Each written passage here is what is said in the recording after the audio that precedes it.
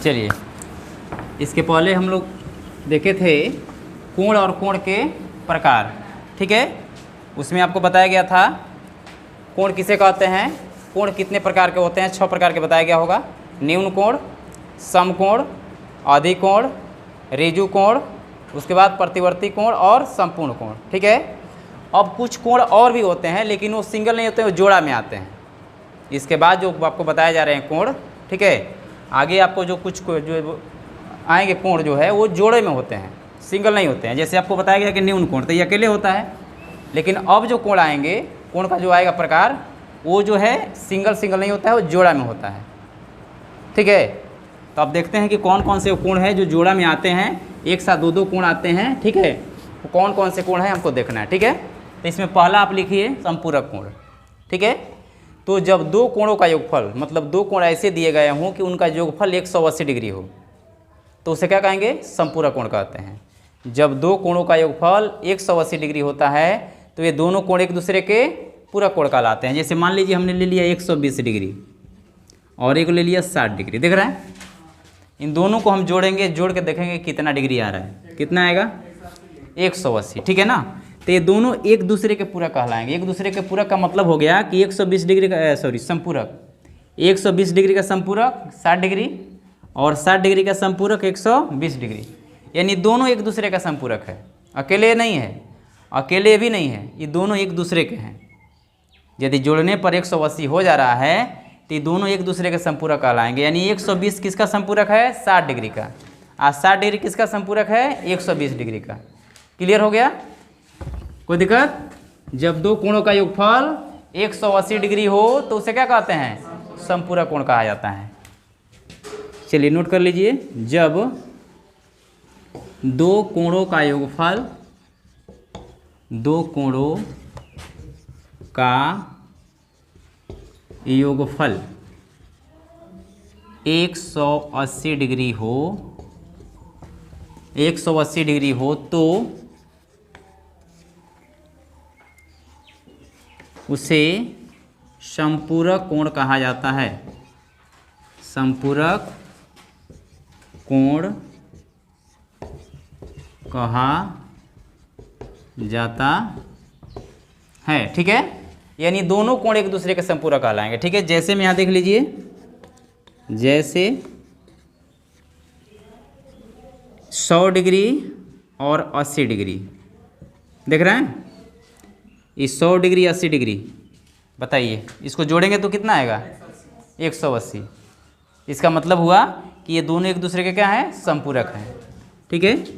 एक और देखिए यहाँ 110 डिग्री और 70 डिग्री, देखिए तो इसका योगफल कितना हो रहा है 180, इसलिए ये भी संपूरक होंगे। 90 डिग्री और 90 डिग्री कितना हो गया, ये भी 180 हो गया। यदि आपसे पूछा जाए कि वह कोण बताएं जो खुद का संपूरक होता है, वह कोण बताएं जो खुद का संपूरक होता है। 90 डिग्री खुद का संपूरक है, यानी इसका संपूरक खुद है, वो 90 डिग्री है। ये 90 डिग्री का संपूरक 90 मतलब खुद, ठीक है ना। तो क्वेश्चन देगा कि वह कोण जो खुद का संपूरक होता है क्या है, 90 डिग्री, यानी 90 डिग्री जो है खुद का संपूरक कोण होता है, ठीक है। और भी एग्जाम्पल आप देख सकते हैं, 130 डिग्री और 50 डिग्री, ठीक है, 75 डिग्री और 105 डिग्री, देखिए तो, ठीक है। इसमें जितने जोड़े आपको दिख रहे हैं, सिंगल नहीं होता है, हमेशा क्या होता है, जोड़ा में होता है। अब आपको जितने कोण बताए जाएंगे सब किस में बताए जाएंगे, जोड़े में बताए जाएंगे, ठीक है। तो यहाँ दिख रहे हैं कि ये जोड़ा जोड़ने पे 180 आ रहा है, ये भी 180, ये भी जोड़ने पे 180, ये भी जोड़ने पर 180, ये भी जोड़ने पर 180, ठीक है। तो ये सारे जो जोड़े हैं एक दूसरे के क्या हैं, संपूरक हैं। क्लियर है। अब देखिए, अब एक आता है क्वेश्चन कि दे देता है कि 10 डिग्री का संपूरक ज्ञात करें, 20 डिग्री का संपूरक ज्ञात करें, मतलब कुछ कोण दे देता है, कहता है कि इसका संपूरक ज्ञात करें। तो उसको हम किस तरह करेंगे, यहाँ मान लीजिए कि x डिग्री का समपूरक, x डिग्री का समपूरक, मान लीजिए यहाँ x की जगह पे कुछ भी दे सकता है, x की जगह पर 10 डिग्री, 20 डिग्री, 50 डिग्री, 100 डिग्री कुछ भी दे सकता है। क्लियर है? तो x डिग्री का जो समपूरक होगा उसको निकालने के लिए हम क्या करते हैं, 180 में से उस कोण को घटा देते हैं। ये फार्मूला है, x डिग्री का समपूरक बराबर 180 माइनस x डिग्री। ठीक है, जैसे यहाँ ले लीजिए, जैसे मान लीजिए हम यहाँ लेते हैं 50 डिग्री, 50 डिग्री का समपूरक, 50 डिग्री का समपूरक बराबर क्या करेंगे, 180 में से उसको घटा देंगे, यानी 180 माइनस 50 कितना आ जाएगा, 130 डिग्री। ठीक है ना? तो यहाँ से 130 डिग्री आपका आ गया 50 डिग्री का समपूरक। क्लियर है? तो जिस कोण का भी समपूरक पूछेगा उसको हम 180 में से क्या कर देंगे, घटा देंगे। क्लियर हो गया? समपूरक कोण किसे कहते हैं और समपूरक कोण कैसे ज्ञात किया जाता है, इसमें कोई दिक्कत? चलिए इसको नोट कीजिए।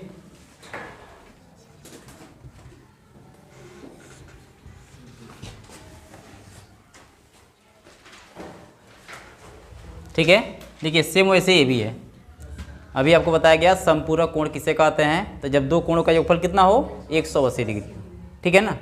तो सेम उसी तरह भी होता है, जब दो कोणों का योगफल 90 डिग्री हो तो दोनों कोण एक दूसरे क्या कहलाते हैं, पूरक कोण कहलाते हैं।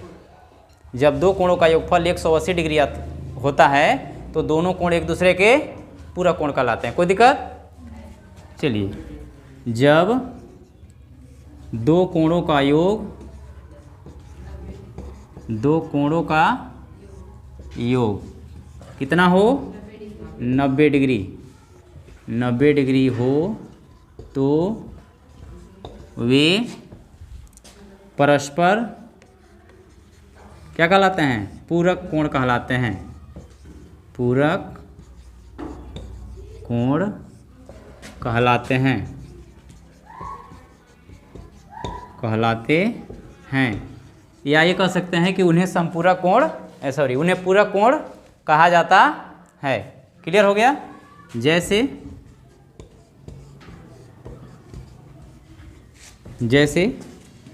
चलिए हम पहला एग्जांपल लेते हैं, 70 डिग्री 20 डिग्री जोड़ के देखिए, दोनों को जोड़ेंगे तो कितना आएगा, 90 डिग्री। इसलिए दोनों कोण क्या कहलाएंगे, एक दूसरे के पूरक कोण कहलाएंगे। क्या कहलाएंगे, पूरक कोण। ठीक है, दूसरा देख लीजिए, 10 डिग्री 80 डिग्री, ये क्या होगा, पूरक होगा कि नहीं होगा, होगा पूरक। तीसरा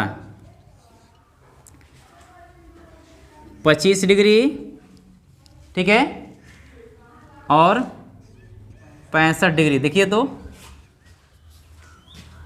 5 5 10, 6 2 8 1 9 हो जा रहा है 90 डिग्री। तो ये भी क्या एक दूसरे के पूरक हैं। ठीक है, ये बताइए कि पूरक हैं 75 और 25, पूरक है, क्यों नहीं है? हाँ, क्योंकि जोड़ने पे 90 नहीं आ रहा है, 100 हो जा रहा है ना, 90 आ रहा है, 100 हो जा रहा है, तब ये पूरक कोण नहीं होगा। क्लियर हो गया? कोई दिक्कत? चलिए एक चीज़ और जान लीजिए कि ये जो पूरक कोण होता है, इस पूरक कोण को लंब पूरक या कोटि पूरक भी कहा जाता है। क्या? लंब पूरक या कोटि पूरक। इसे लंब पूरक,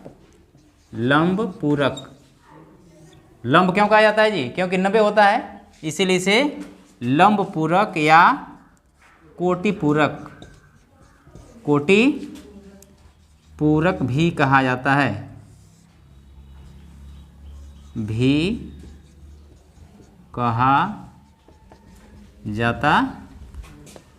क्लियर हो गया? यानी पूरक कोण को लंब पूरक या कोटि पूरक भी कहा जाता है। क्लियर हो गया? अब देखिए, अब मान लीजिए कोई कोण दे दिया गया हो, आप कह दे कि इसका पूरक कोण ज्ञात कीजिए या कोटि पूरक कोण ज्ञात कीजिए, लंब पूरक कोण ज्ञात कीजिए, तो क्या करेंगे, 90 में से घटा देंगे। ठीक है, यहाँ लिखिए x डिग्री का पूरक मान लीजिए x डिग्री का पूरक निकालना है तो क्या करेंगे 90 माइनस x, यानी उस कोण को 90 में से हम घटा देंगे। क्लियर है? जिस कोण का भी पूरक कोण निकालना होगा, लंबपूरक कोण निकालना होगा, कोटिपूरक कोण निकालना होगा, 90 डिग्री में से उसको माइनस कर देंगे। कोई दिक्कत है यहाँ तक? नोट कीजिए। चलिए, ये जो नियम लिखे हैं x डिग्री का पूरक बराबर 90 माइनस x डिग्री, ठीक है, लिख लीजिए यहाँ। जैसे मान लीजिए कहा जाए कि 5 डिग्री का पूरक, 5 डिग्री का पूरक कोण कितना होगा? 5 डिग्री का पूरक कोण कितना होगा? 90 में से 5 को घटा देंगे, कितना हो जाएगा? 85 डिग्री, ठीक है। 1 डिग्री का पूरक, 1 डिग्री का पूरक 90 माइनस 1 कितना हो जाएगा? 89, ठीक है। 23 डिग्री का पूरक, 23 डिग्री का पूरक क्या लिखेंगे? 90 डिग्री माइनस 23 डिग्री घटाइएगा तो कितना आएगा? 10 में से 7 गया, 3 गया 7, 10 में से 3 गया 7, 8 में से 2 गया 6, 67 डिग्री, ठीक है। तो इस तरह आप किसी भी कोण का पूरा कोण ज्ञात कर सकते हैं। कोई दिक्कत है? चलिए लिखिए। अगला कोण हमको क्या पढ़ना है? शीर्षाभिमुख कोण, ठीक है। तो ये समझिए क्या होता है। देखिए, आपको बताया गया है प्रतिच्छेदी रेखाएं, यानी जब दो रेखाएं एक दूसरे को काटती है तो उसे हम क्या कहते हैं? प्रतिच्छेदी रेखाएं कहते हैं। क्लियर है? तो देखिए, जब दो रेखाएं एक दूसरे को प्रतिच्छेद करती है तो इसमें 4 गो कोण बना है। छोटा बने बड़ा बने, लेकिन 4 कोण इसमें बना हुआ है। एक कोण ये बना, दूसरा ये है, तीसरा और ये चौथा। तो इसमें देखिए सामने वाले जो कोण होते हैं बराबर होते हैं। इस सामने वाले कोणों को हम बोलते हैं शीर्षाभिमुख कोण। जब दो रेखाएं एक दूसरे को प्रतिच्छेद करती है, एल हो गया और ये एम हो गया। जब दो रेखाएं एक दूसरे को प्रतिच्छेद करती है, ठीक है, तो उसमें बने हुए सम्मुख कोणों का युग्म, यानी सामने वाले कोणों का जो युग्म होता है, जोड़ा होता है, उसे हम क्या कहते हैं? शीर्षाभिमुख कोण कहते हैं। क्लियर है? जब दो रेखाएं एक दूसरे को प्रतिच्छेद करती है तो बने हुए सम्मुख कोणों का युग्म, एक ये सामने वाला बन रहा है और एक ये सामने वाला बन रहा है। समझा गया? यानी ये दोनों क्या कहलाएंगे? शीर्षाभिमुख कोण कहलाएंगे, और ये दोनों क्या कहलाएंगे? शीर्षाभिमुख कोण कहलाएंगे। क्लियर हो गया? जब दो रेखाएं एक दूसरे को प्रतिच्छेद करती है, ठीक है, तो बने हुए सम्मुख कोणों के युग्म को क्या बोलते हैं? शीर्षाभिमुख कोण। कोई दिक्कत? चलिए, जब दो रेखाएं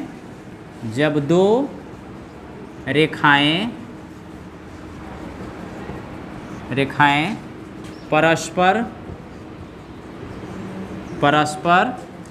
प्रतिच्छेद करती हैं। प्रतिच्छेद करना मतलब समझते हो? काटती है। प्रतिच्छेद करना मतलब काटना। प्रतिच्छेद करती है तो बने हुए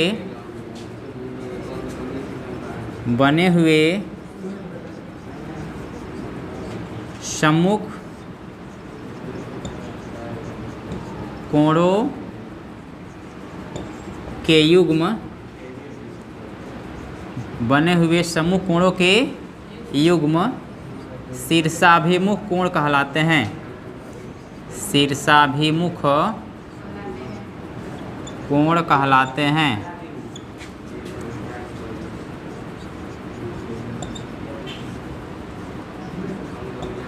क्लियर हो गया?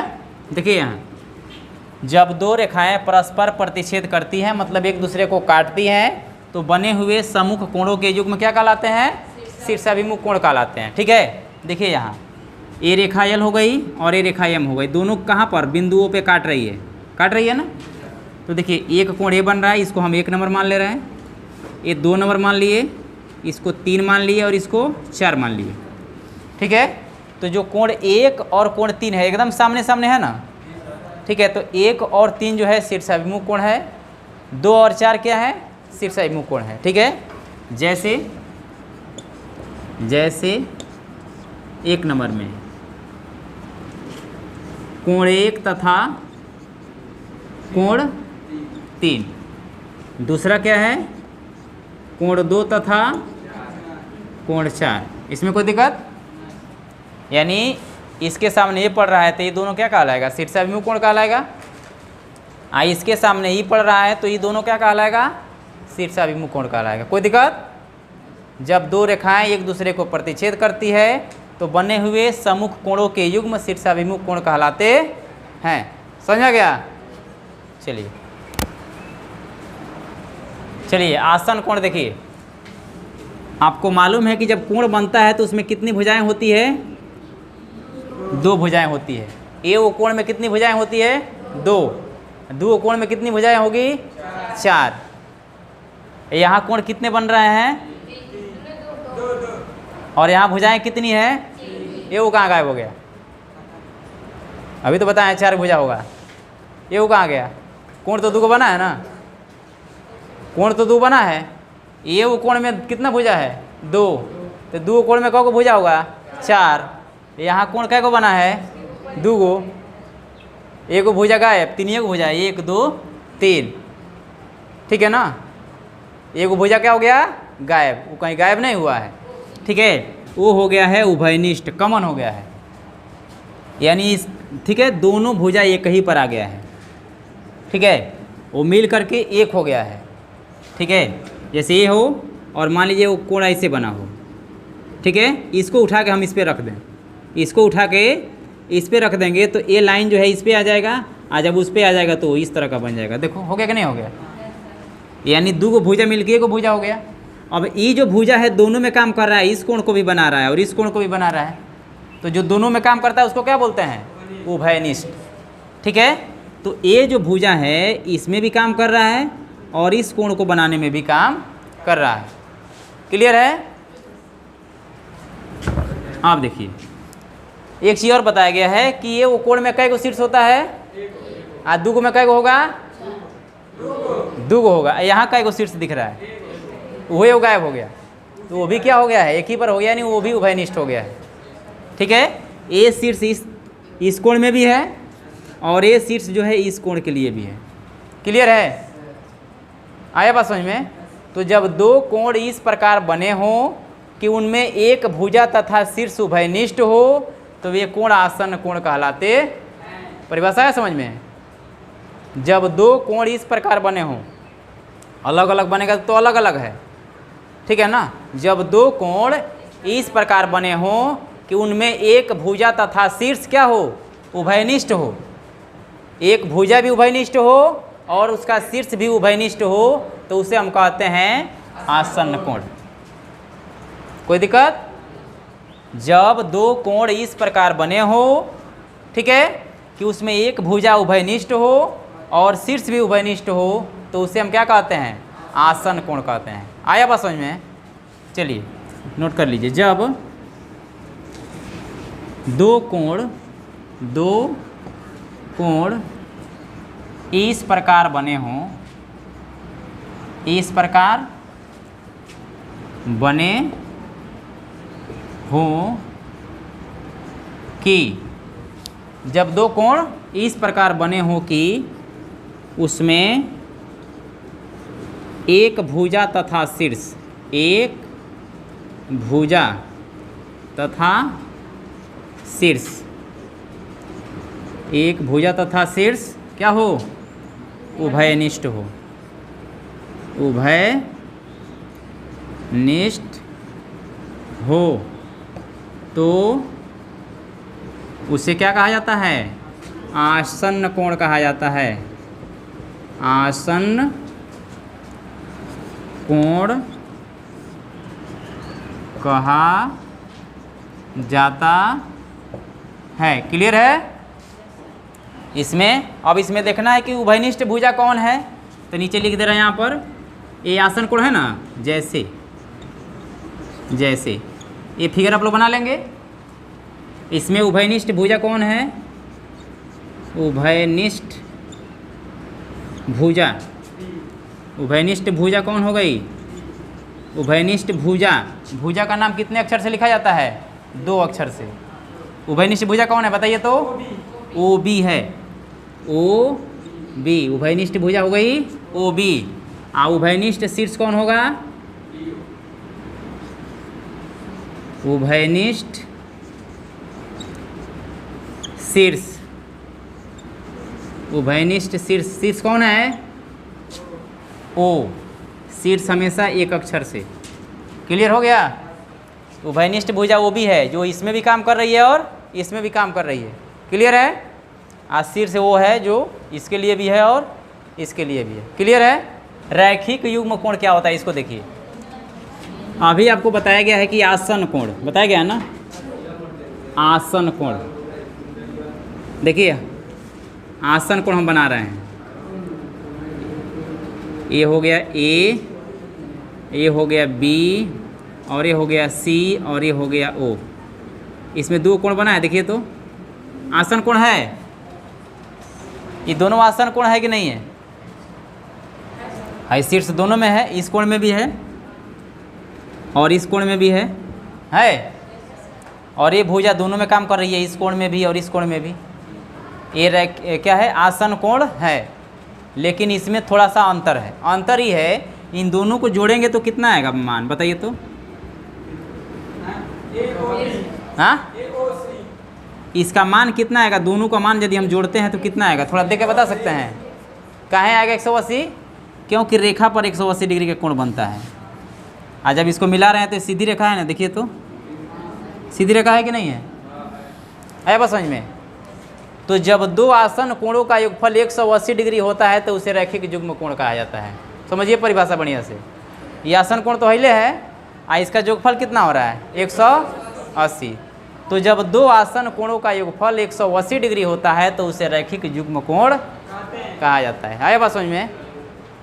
बात समझ आया? लिखिए, जब 2 आसन कोणों का योगफल, जब 2 आसन कोणों का योगफल कितना? 180 डिग्री हो तो उसे रैखिक युग्म कोण, रैखिक युग्म कोण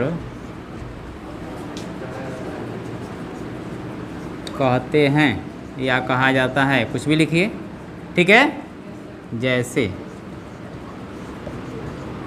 जैसे सामने फिगर दिख रहा है। अब देखिए यहाँ पर जो है कोण AOB, कोण AOB प्लस BOC, कोण BOC बराबर कितना हो रहा है? 180। क्योंकि इसको मिलाने के बाद ये सीधी रेखा पर आ रहा है ना। सीधी रेखा पर कितने डिग्री कोण बनता है? 180 डिग्री का कोण बनता है। क्लियर है? तो इन दोनों का योगफल 180 है। चूँकि ये आसन कोण है इसलिए इसको हम क्या कहेंगे?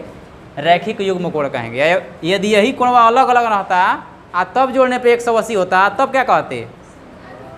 समपूरक कोण कहते। अंतर समझ आ रहा है? यदि ये दोनों कोण अलग अलग रहता जोड़ने पर 180 आता तो इसको क्या कहते? समपूरक कोण।